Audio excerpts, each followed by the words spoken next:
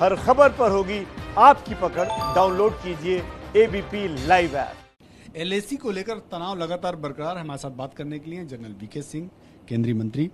Sir, LAC को लेकर China ने दो टूक कहा है और भारत के प्रस्ताव को भी उन्होंने ठुकराया और अपनी सेना को तैयार रहने के लिए है।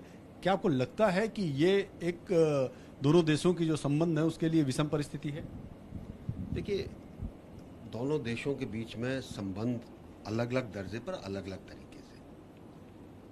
जहां तक एलएसी का मामला है, एलएसी के ऊपर जो एलएसी है वो ना जमीन के ऊपर मार्क्ड है, ना कोई उसका निशान है। तो दोनों देश जो है अलग अलग तरीके से उसके बारे में सोचते हैं, जो नक्शे से उसका इंटरप्रिटेशन है। और उस लाइन को अगर नक्शे से आप जमीन पे डालेंगे तो 10-15 किलोमीटर वैसे ही हो जाएंगे उसके। तो इसलिए जब पेट्रोलिंग होती है तो आमना सामना दोनों पेट्रोलों का होता है। और इसके बारे में 1984 के अंदर, 1986 के अंदर जो चीज़ें घटनाएं हुई और उसके बाद एक बॉर्डर पीस ट्रीटी एग्रीमेंट हुआ, उसमें चीज़ें दी गई हैं कि क्या करना है। फिलहाल जो जिस तरीके से लोग बात कह रहे हैं कि फला जगह आ गए, फला जगह आ गए, ये मुझे लगता है कि एक कोशिश की जा रही है चीन की तरफ से कि जी एलएसी जो हम बोल रहे हैं वही है। ऐसा पहले भी हुआ है और भारतीय सेना इसका सोच समझकर सरकार के साथ मिलकर एक अच्छे तरीके से इसका हल ढूंढती है। मुझे नहीं लगता कि इसके बारे में हमें ज़्यादा फिक्रमंद होना चाहिए, क्योंकि मेरा अपना आंकलन यह है कि इस समय चीन जो कि पूरे दुनिया के कटघरे में खड़ा है कोरोना के कारण, अब वो किसी तरह से ध्यान दूसरी तरफ डालना चाहता है। तो ये टेंशन जो क्रिएट की जा रही है, तनाव जो क्रिएट किया जा रहा है, वो इसका हिस्सा है। कितना तनाव आगे बढ़ेगा, कितना नहीं बढ़ेगा, जमीन के ऊपर स्थिति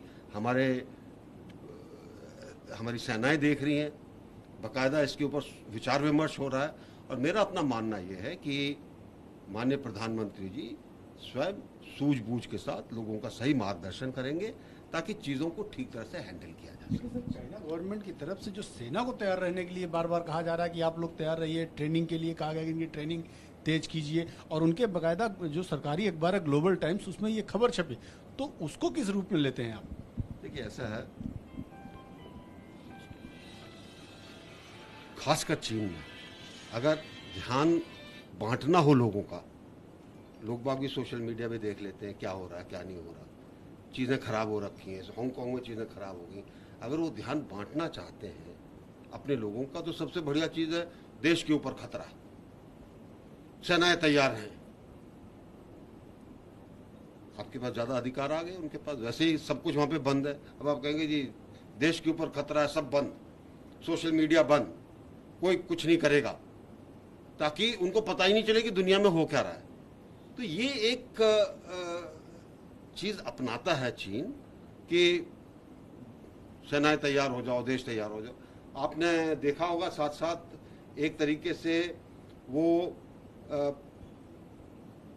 मीडिया के द्वारा और दूसरे तरीके से दूसरे देश के ऊपर दबाव बनाना चाहता है। डोकलम के अंदर आपने देखो बड़े वीडियो निकाले, सेना तैयार हो गई है, बहुत से हमारे लोग ऐसे थे, अरे जी वो तो तिब्बत में आके उन्होंने ये जमा कर लिया और ये जमा कर लिया और ऐसे कर देंगे, कुछ नहीं था ना, तो घबराने की जरूरत नहीं है। मुझे पूरा यकीन है कि हमारे फौज और जो लोग इस सब्जेक्ट से डील कर रहे हैं उनको सिर्फ सब कुछ इसके बारे में पता है। सर, जिस तरह से अक्साई चीन में भी एक्टिविटी काफ़ी बढ़ाई गई है अभी हाल में, और सेना की काफ़ी टुकड़ियां वहाँ पे लगाई गई, तो इससे तो लगता है कि जैसे आपका नेबरिंग कंट्री है भारत, एक डेमोक्रेटिक कंट्री है, और आप अननेसेसरी एक प्रेशर बिल्डअप करने की कोशिश कर रहे हैं। भाई, आपके घर में चोरी हो रही है, ठीक है, आप चाहते हैं कि आपके लोगों को पता ना चले, तो आप दूसरे के घर में दिखाएंगे ना।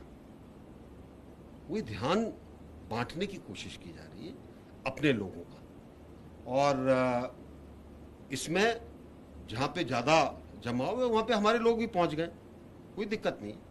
और मानकर चलिए, मुझे इस चीज़ का पूरा यकीन है, आपको भी यकीन होना चाहिए कि सेनाएं अपना काम करने के अंदर पूरी तरीके से सक्षम हैं और जैसा उनको बताया जाएगा, जैसी उनकी खबर होगी, जैसे उनके एसओपीज बने, उसके तरीके से वो काम करेंगे।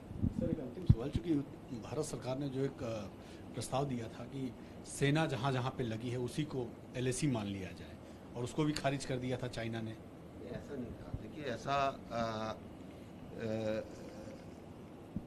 59 के अंदर एक क्लेम लाइन जो है उसका नक्शा 54 लाइन है, प्रधानमंत्री नेहरू जी को दिया था उस समय।